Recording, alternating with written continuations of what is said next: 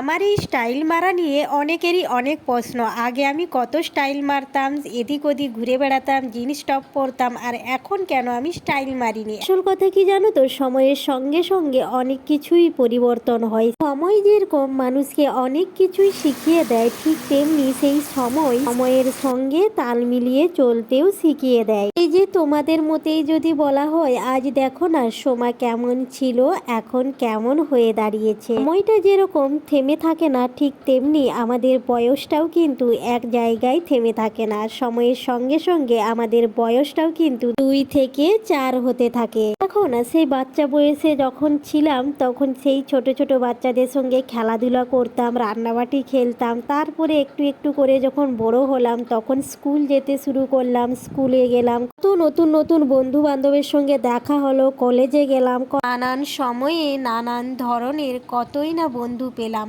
এখন আর সেই বন্ধুগুলোর সঙ্গে তেমনভাবে কিন্তু যোগাযোগ নেই। তবুও যেন মনে হয় সেই সময় কাটানো দিনগুলো এখনো মনে পড়ে যায়। একসঙ্গে ক্লাস করতাম, স্কুলে যেতাম, কলেজে যেতাম, টিউশনে যেতাম, আবার একসঙ্গে আড্ডাও দিতাম। তারপরে এক সময় এলো নিজের পায়ে দাঁড়ানোর। নিজের পায়ে দাঁড়ালাম, নিজে ইনকাম করলাম, নিজের কর্মস্থানে কাজ নিয়ে কতগুলো বছর কাটিয়ে দিলাম। সেই সময় যেমন সময়ে তেমনভাবে নিজেকে মানিয়ে নিয়ে খুব সুন্দরভাবে দিনগুলো কাটিয়েছি। এখনো মনে পড়ে যায় সেই ঘটে যাওয়া বা সময় চলে যাওয়া দিনগুলোর কথা। তারপরেই সংসার জীবনে পা দিলাম। সুন্দরভাবে সংসারটাও তো করতে হবে, যেমন বাকিটা জীবন সুন্দরভাবে কাটিয়ে এসেছি, তাই আমি মনে করি সংসারটাও সেই সুন্দরভাবে মন দিয়ে আমি করতে চাই। তাই তো সেই যেমন সংসারে তেমনভাবে নিজেকে মানিয়ে নিয়েছি। আর রইল বাকি আমার স্টাইল মারার কথা। স্টাইল যে জায়গায় মারা উচিত, আমি ঠিক সেই জায়গায় স্টাইল মারি। কাজ করতে করতে তো আর স্টাইল মারা ঠিক নয়, বা স্টাইল মারা সম্ভবও হয়ে ওঠে না। করে নাও আজকেই, যেমন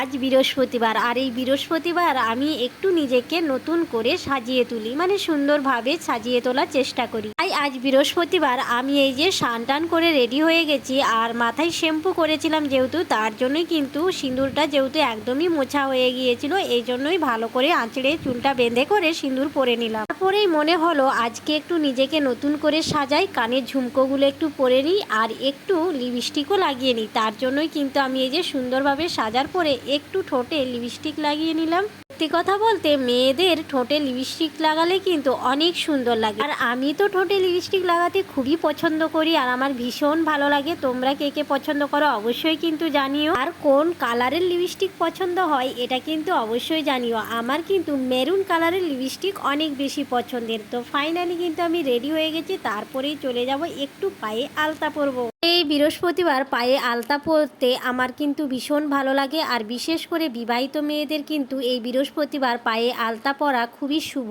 তার জন্যই কিন্তু আমি তো এইদিকে সুন্দরভাবে পায়ে আলতা পরে নিচ্ছি। আর এইদিকে দেখো আমার পায়ের কিন্তু যে আলতার কালারটা, সেটা কি সুন্দর। এই আলতাটা আমি কোথায় কিনেছি তোমরা যদি জানতে চাই অবশ্যই কিন্তু জানাবো। কি সুন্দর লাগছে দেখো, সামনে থেকে তোমরা আলতার কালারটা দেখো কি সুন্দর লাগছে। আমারও এই কালারটা এত ভালো লাগে, আমি বারবার ওই জায়গা থেকেই এই আলতাটা আমি কেনাকাটা করি। তারপরেই দেখো এইদিকে আমি পুজোটাও সেরে নিচ্ছি। ফুল টুল সকালবেলায় এনে রেখেছিলাম, তারপরে ভাবলাম অনেকটা বেলা হয়ে গেছে, যেহেতু দুপুর 1টা বেজে গেছে, কিন্তু আমার এইসব কাণ্ড কারখানা করতে করতে এইদিকে আমি পুজোটাও সেরে নিলাম। পুজোটা করার পরে তারপরে কিছু রান্না বাকি আছে, সেগুলো করে নেব। আর এইদিকে দেখো পুজো করতে করতে আমার বড় কিন্তু ডিউটি থেকে চলে এসেছে, তাকে বললাম তুমি ফ্রেশ হয়ে নাও, আমি রান্নাটা কমপ্লিট করে নিই। আজকের মতন ভিডিওটা এই পর্যন্তই। আমার এই ভিডিওটা কার কার ভালো লাগলো অবশ্যই কিন্তু কমেন্ট করে জানিও। যদি ভালো লেগে থাকে লাইক কমেন্ট শেয়ার করে দিও। ধন্যবাদ সবাইকে।